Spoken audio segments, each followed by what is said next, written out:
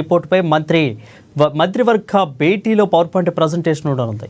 ఇక power commissioner report, అదేవిధంగా phone tapping, ఇతర ఎంక్వైరీలపై చర్చించే అవకాశం ఉంది. ఉద్యోగుల బదిలీలకు గ్రీన్ సిగ్నల్ ఇచ్చే ఛాన్స్ ఉన్నట్లు తెలుస్తూ ఉంది. 1 లేదా 2 డిఏలపై ప్రకటన ఉండనున్నట్లు తెలుస్తూ ఉంది. ఇక రాజీవ్ యువక వికాసం, లబ్ధిదారుల ఎంపిక, పథకం అమలుపై చర్చించే నిర్ణయించే అవకాశం తెలుస్తూ ఉంది. ఇక వానాకాలం పంటల సాగు, రైతు భరోసా పైన నిర్ణయాలు తీసుకునే అవకాశం ఉంది. ఇక పలు పెండింగ్ ప్రాజెక్టులపై కూడా చర్చించే ఛాన్స్ ఉన్నట్లు తెలుస్తూ ఉంది. రెడీగా దీనిపై మరింత సమాచారం మా ప్రతినిధి భవిత లైవ్ ద్వారా అందిస్తారు. భవిత, చెప్పండి, క్యాబినెట్లో మరి ముఖ్యంగా ప్రధాన అంశాలు వేటి మీద చర్చించే అవకాశాలు ఉన్నాయి?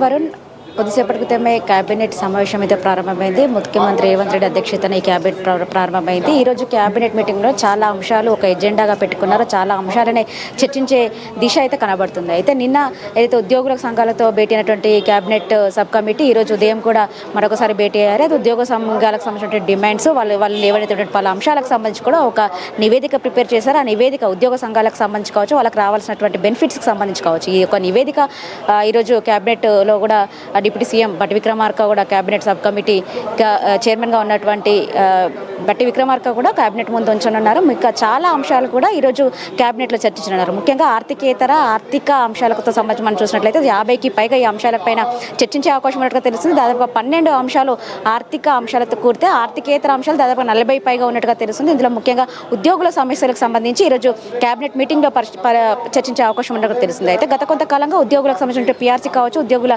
డిఏల సంబంధించి కావచ్చు, పెండింగ్ బకాయిలకు సంబంధించి కావచ్చు, పూర్తి స్థాయిలో ఇప్పటికే ఉద్యోగ సంఘాలు పలు అంశాలను ఇటు రాష్ట్ర ప్రభుత్వం ముందు ఉంచిన సందర్భం అయితే కనబడుతుంది. అందులో ముఖ్యంగా డిఏలకు సంబంధించి మనం చూసినట్లయితే దాదాపు 5 డిఏలు ఉద్యోగుల సంఘాలకు సంబంధించి 5 డిఏలు పెండింగ్లో ఉన్నాయి. అయితే 5 డిఏలకు సంబంధించి మనం చూసినట్లయితే ఇప్పటికే ప్రభుత్వం పూర్తి స్థాయిలో వాళ్ళ దగ్గర నుంచి నివేదిక అంటే వివరణ కోరింది. అంటే 5 డిఏలు అంటే గత ప్రభుత్వంలో ఉన్నటువంటి సమస్యలు ఏమన్నా ఈ ప్రభుత్వం ఏర్పడిన తర్వాత ఎలాంటి సమస్యలు ఏర్పడాయి, పూర్తి స్థాయిలో వాళ్ళ దగ్గర ఒక నివేదిక తెప్పించుకొని అయితే ఇప్పటికే నివేదిక పూర్తి చేసుకున్న సందర్భం అయితే కనబడుతుంది. అయితే ఈ అంశానికి మనం చూసినట్లయితే ఉద్యోగులకు సంబంధించి 5 డిఏలు పెండింగ్లో ఉంటే గత ప్రభుత్వం సంబంధించినటువంటి హయాంలో ఇవ్వాల్సినటువంటి 3 డిఏలు పెండింగ్లో ఉంటాయి. ఈ ప్రభుత్వం వచ్చిన తర్వాత ఇవ్వాల్సినటువంటి 2 డిఏలు పూర్తి స్థాయిలో 5 డిఏలను ఇవ్వాలని చెప్పేసి ఇప్పటికే ఉద్యోగ సంఘాలు అడుగుతున్న పరిస్థితి కనబడుతుంది. అయితే ఇప్పటికే పూర్తి స్థాయిలో ఒక డిఏ ఇవ్వాలని చెప్పేసి ప్రభుత్వం నిర్ణయించుకున్నప్పటికీ మరొక డిఏను రిలీజ్ చేయాలా లేదా ఒకవేళ చేస్తే ఎప్పుడు చేయాలనే అంశానికి సంబంధించి ఇప్పుడు పూర్తి స్థాయిలో క్యాబినెట్ మీటింగ్లో చర్చించే అవకాశం ఉన్నట్టుగా తెలుస్తుంది. అయితే ఉద్యోగ సంఘాలతో భేటీ అయినప్పుడు మాత్రం వాళ్ళు మినిమం 3 డిఏలు రిలీజ్ చేస్తే కనుక బాగుంటుందని చెప్పేసి వాళ్ళు ఒక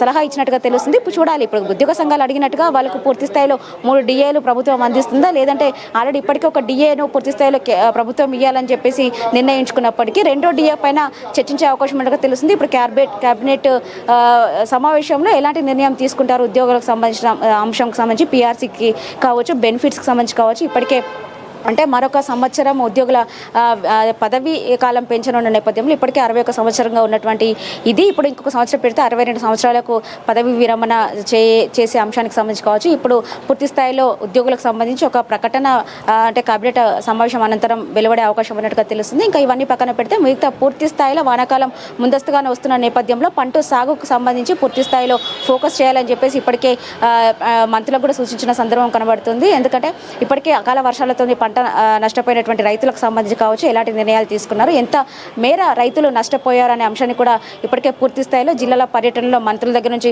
పూర్తి స్థాయిలో ఫీడ్బ్యాక్ తీసుకున్న సందర్భం అయితే ఉంది. అయితే దీనిపైన కూడా చర్చించనున్నారు. పంట సాగుకు సంబంధించినటువంటి ఎరువులు కావచ్చు, విత్తనాలు కావచ్చు, ఎక్కడ కూడా ఎలాంటి ఇబ్బందులు తలెత్తకుండా వాళ్ళకు అంటే ఇవ్వడం కావచ్చు, అంతేకాకుండా ఏదైతే కల్తీ విత్తనాలకు సంబంధించి పూర్తి స్థాయిలో అరికట్టే విధంగా చర్యలు తీసుకోవాలని చెప్పేసి ఇప్పటికే సీఎం కూడా సూచించిన సందర్భం కనబడుతుంది. దీనిపైన కూడా పూర్తి స్థాయిలో చర్చించే అవకాశం ఉండక తెలిసింది. అంతేకాకుండా రైతు భరోసాకు సంబంధించి గత పోయినసారి ఇవ్వాల్సిన రైతు భరోసా ఇప్పటికీ పూర్తి స్థాయిలో రైతు భరోసా కంప్లీట్ చేయలేదు. ఎందుకంటే పూర్తి స్థాయిలో పంట సాగు చేసినటువంటి ప్రతి ఎకరాకి రైతు భరోసా ఇస్తామని చెప్పేసి అయితే రేపు లేదా ఎల్లుండి, అదేవిధంగా సోమవారం ఈ యొక్క కాళేశ్వరం మీద ఇటు మంత్రులు ఈటెల రాజేందర్, అదేవిధంగా హరీష్ రావు, అటు పక్క కేసీఆర్ ఇటు అటెండ్ అవుతున్న సందర్భంలో ఈ రోజే క్యాబినెట్లో కాళేశ్వరంపై పవర్ పాయింట్ ప్రజెంటేషన్ పెట్టడాన్ని మనం ఏ విధంగా చూడాలి, అదేవిధంగా దీంట్లో ఈ యొక్క పవర్ పాయింట్ ప్రజెంటేషన్లో ఎవరెవరు పాల్గొనే అవకాశాలు ఎక్కువగా కనిపిస్తూ ఉన్నాయి?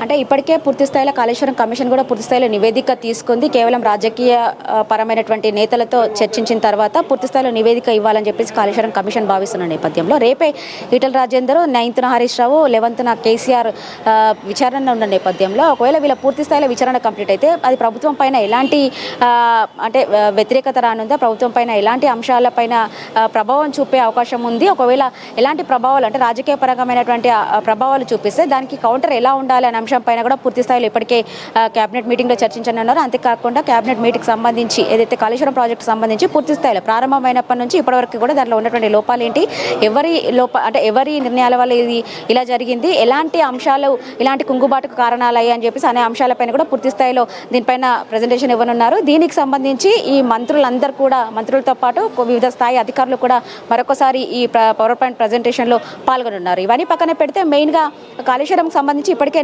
ఎన్డీఎస్సీ నివేదిక ఇచ్చింది, అంతేకాకుండా విజిలెన్స్ కూడా నివేదిక ఇచ్చింది.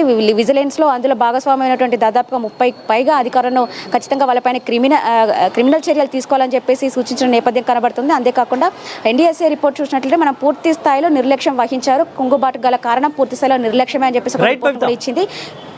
రైట్, అయితే ఆల్రెడీ కూడా కొంతమంది దాదాపు 5 IPSలు అయితే బదిలీ చేశారు. మళ్ళీ ఇంకా పెరిగే అవకాశాలు ఎక్కువగా ఉన్నాయి. ఈ ఒక్క క్యాబినెట్ తర్వాత ఆ అధికారుల బదిలీలు అనేవి మళ్ళీ ఇంకా పెరగబోయే అవకాశాలు ఏమైనా కనిపిస్తున్నాయి. మరి ముఖ్యంగా ఇటు ఉద్యోగుల విషయంలో డిఏ గురించి కూడా సమాలోచనలు జరుగుతున్నట్టు ఉంది.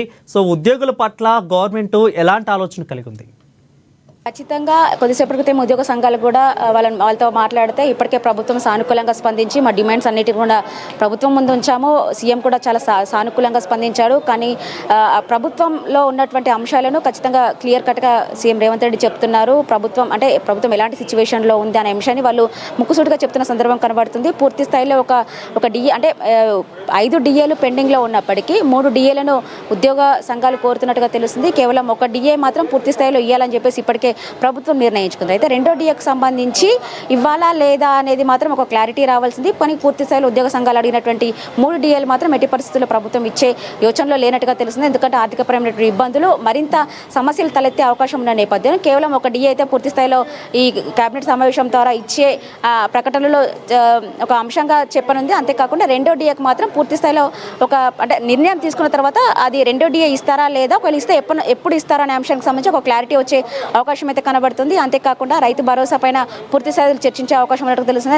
ఎందుకంటే వానాకాలం పంట సాగుకు సంబంధించి ముందస్తుగానే రైతు భరోసా వేయాలని చెప్పేసి ఇప్పటికే ప్రభుత్వం నిర్ణయించుకున్న నేపథ్యంలో ఒకవేళ వేస్తే అది ఎప్పటి నుంచి వేయాలనే అంశం పైన కూడా రైతు భరోసా పైన కూడా క్లారిటీ ఇచ్చే అవకాశం ఉన్నట్టుగా తెలుస్తుంది. అంతేకాకుండా ధరణి ప్లేస్లో వచ్చినటువంటి భూభారతి కూడా ఇప్పటికే పూర్తి స్థాయిలో గ్రామాల్లో అమలు అవుతున్న నేపథ్యంలో దానిపైన కూడా చర్చించే అవకాశం ఉన్నట్టుగా తెలుస్తుంది. ఇంకా ముఖ్యంగా కాంగ్రెస్ ప్రభుత్వం చాలా ప్రతిష్టాత్మకంగా తీసుకున్న అంశము నిరుద్యోగులకు సంబంధించి భరోసా అంశం. ఇదే రాజీవ్ యువ వికాసము పూర్తి స్థాయిలో జూన్ 2 నుంచే ఏదైతే ఈ అంశం అదైతే రాజీవ్ యువ వికాసం సంబంధించి పత్రాలు అందజేయాలని చెప్పేసి ఇప్పటికే ప్రభుత్వం భావించినప్పటికీ మొదటి విడత కేవలం 4 లక్షల మందికి రైతు భరోసా ఏదైతే రాజీవ్ యువ వికాసం సంబంధించి భరోసా ఇవ్వాలని చెప్పేసి ప్రభుత్వం భావించిన నేపథ్యంలో అనుకున్న దానికంటే ఎక్కువ దరఖాస్తులు రావడం, దాదాపు 16 లక్షల దరఖాస్తులు రావడంతో 2వ తారీఖున ప్రారంభించాల్సినటువంటి ఈ రాజీవ్ వికాసం సంబంధించి పూర్తి స్థాయిలో పోస్ట్ పోన్ చేసినట్టుగా తెలుస్తుంది. ఎందుకంటే అర్హులైనటువంటి వాళ్ళకే కేవలం ఈ రాజీవ్ యువ వికాసం అందాలి.